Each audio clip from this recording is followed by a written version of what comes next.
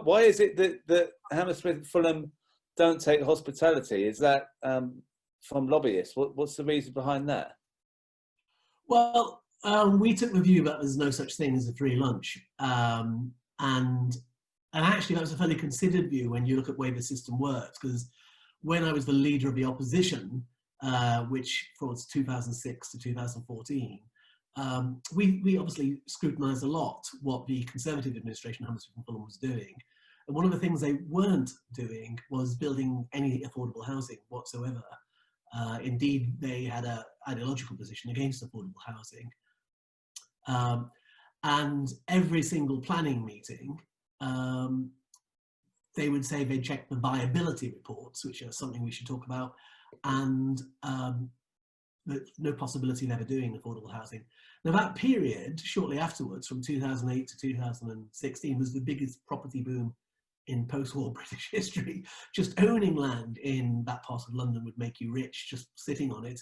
And if you managed to get it changed in land value, so you owned a derelict brownfield site and turned it into luxury housing, you could get extremely rich even without building the luxury housing. So we were very much of a view that this area needed to be significantly addressed. And one of the tenets we just thought is we don't believe there's any need to go for a free lunch. And whilst I don't believe necessarily that there was any link between the awful policies of that Conservative administration and the vast amount of hospitality they took, it was shocking to look at their hospitality register and see free trips to the proms, free trips to tennis matches, free trips to football matches, free trips to horse racing, lots of dinners. You know, that level of relationship with a property lobbyist, I just don't think is healthy.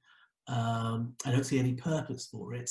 And you're sent into office by a public who expect you to always put their needs first. And I was of the view, just left, sorry about the pun, nasty taste in my mouth. So we never took it. We made a position of trying to stop the council taking hospitality, and when we were in opposition, and we've never taken any hospitality since. One developer who we were in a particularly tough negotiation with, and he explained to me that I'd made a great impression on some of the people in Beijing, and that I should fly out there to give a speech, and he'd be happy to facilitate that. Apart from the fact, I don't think anyone in Beijing's ever heard of me. You know, there's that sort of ridiculous sort of thing goes on. We had another developer sort of name-dropping famous people from California and saying, you know, would you like to meet any of them? They're going to be at our restaurant soon, which we own. We'd like to give you a luxury table for you and your family. I'm like, why? You think, you know, you like me that much? Or is it because I'm the leader of a council and I'm elected to, or the leader of a party and I'm elected to represent people? You're going to try and talk to me about how you see me doing that. So we just took the view, no, thanks very much. We only deal direct with business owners. So we will not talk to a lobbyist. We don't want to see some middle person coming along and possibly inviting us somewhere for a social or some hospitality, and then finding out what we want and talking to the business owner. We'd much rather talk directly to the business owner and negotiate directly. So we think that's had an important difference.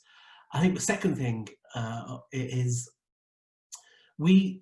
my view is I don't think the public sector is particularly good at negotiation. As someone who trained negotiation before I did this job, I was shocked when we got into office about just how shabby the standard of negotiation had been from well-meaning officers, but they'd never had any training in negotiation. They had no real experience of it, and they were up against people in property developers, some of which their pure skill set is negotiation and adding value to land. So there was a mismatch. It's like we were sending sheep in to deal with wolves, you know. And my view is during that property boom, particularly the one that finished in 2016, London lost billions of pounds of genuinely affordable housing and other benefits, other public benefits, because we were just inadequate at negotiating with developers. So we sent all our officers onto negotiation courses. I wouldn't let anyone negotiate until they'd done a course. And you know, our job is to make sure that they firmly act within the law and firmly get what's right for the citizens who sent us here to do their bidding.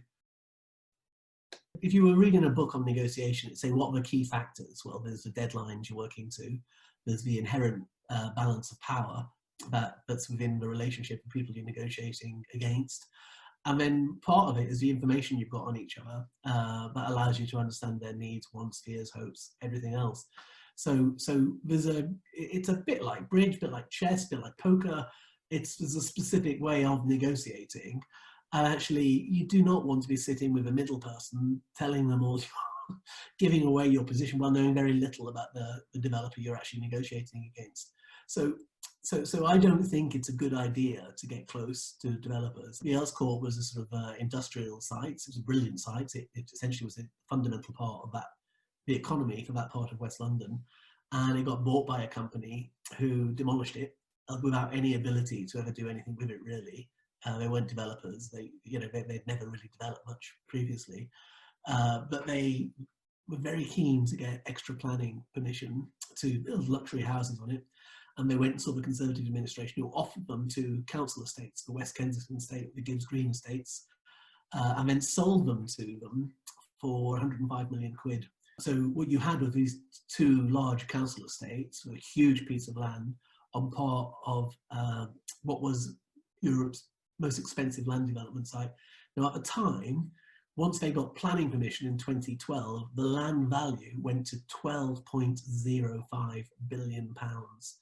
And that's what the developer was telling its investors and the marketplace that the land was worth, which included the two estates. So it begs the question why, I think the estates were roughly a quarter of the whole scheme. How the hell do you sell a piece of land which has got 764 people's separate households on, thousands of people's homes, council homes on it?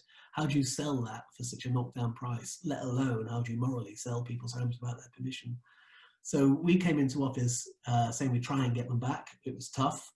The Conservatives had signed a legal document that meant we were legally obliged to support the scheme. We couldn't tell people what we were doing. So when we came into office, we were very nervous because we couldn't tell them what we were doing other than trust us. And that was a bit bumpy at times in the early days because it was a very tight legal agreement. But at the end of the day, we managed to get the estates back. We realised the developer wasn't going to be able to bring forward any form of scheme. And therefore, having sat and waited for them to give us an offer, which we always wanted the estates back, but if they couldn't give us the estates back, they should at least build like-for-like exact replacement homes, which they weren't doing. It was 11% affordable housing and not enough money to buy out all the replacement homes, which, by the way, the Conservative administration has accepted liability for doing that, which would have ultimately bankrupted the council. So what we did was we organised a CPO, a compulsory purchase order, of a large part of that of a non-estates land in order to bring the scheme forward. And at the same time, the company was desperately trying to sell the land. And to cut a long story short, we did a back-to-back deal with the organisation who bought the whole site, that from the moment they bought the site, within a couple of minutes, which I think it was about 3 minutes, we would also then buy the estates back, which is what we did in November. We had a bit of a party. The residents were beyond happy. You know, they'd had 12, 13 years of this sword of Damocles hanging over their head, with the Conservatives telling them people like them weren't needed in Hammersmith Fulham, and the property developer pretty brutal towards them. And we managed to get their homes back, and their homes are now safe, they're secure, because we managed to negotiate them back. But that's the type of thing that went on. But it was quite interesting that the scheme, when it was in 2012-13, was valued at 12.05 billion, and it was sold to the new company for 425 million. So it gives you an idea of how land as a commodity goes up and down, depending on what planning permissions you've got on it. And that happens all over, particularly London and the South East England, but other hotspots as well around the country. You know, land can make people very rich very quickly. And our job as the Labour Party is to make sure we stand up for our communities and do the right thing. So that's where I see it. The former Conservative administration, I think they just saw it as part of the course, that you get into office and lobbyists come and see you, and you want to, they act as useful intermediaries. And that's, to be fair, goes through all levels of government. And it's not just in Britain, it happens all around the world that lobbyists operate like that. But, I don't see a use for lobbyists personally. I think if you know what you want to do, there's a lot of businesses out there, and you should talk directly to the business owners. So I think that's how it is. It's lobbying and is everywhere, and taking people out for lunch is an important thing. Do you think the public think that politicians are all after these free lunches? Most politicians I know are thoroughly decent in their approach, certainly in the Labour Party. Most politicians go into it because they're trying to do something from their belief system. It's not as if there's any, it's not necessary corruption. And what I think that's going on, I just think it is how the system works. That you have lobbyists, they're seen as they can get in, they can gather information about what the politician might want, and they can give that to a property developer, and therefore they're arguing that they're bringing things together and making it easy for the politician and the developer to both get what they want. And my view is you can do that directly yourself. You don't need the lobbyist. And in reality, you have to negotiate a fairly clever game with some of these large organisations, because in my experience, quite a lot, there's a lot of developers who don't want to give anything to the community. They just want to get in, get planning permission, and build and make profit, and see everything through that vessel. There's some who will go out their way to do some very good things. Tony Vigiley, who died recently, he was a tough person to negotiate against, but we negotiated a food bank, a place, a new youth club, and lots of genuinely affordable homes. So there are people who are willing to work with you in a very positive way.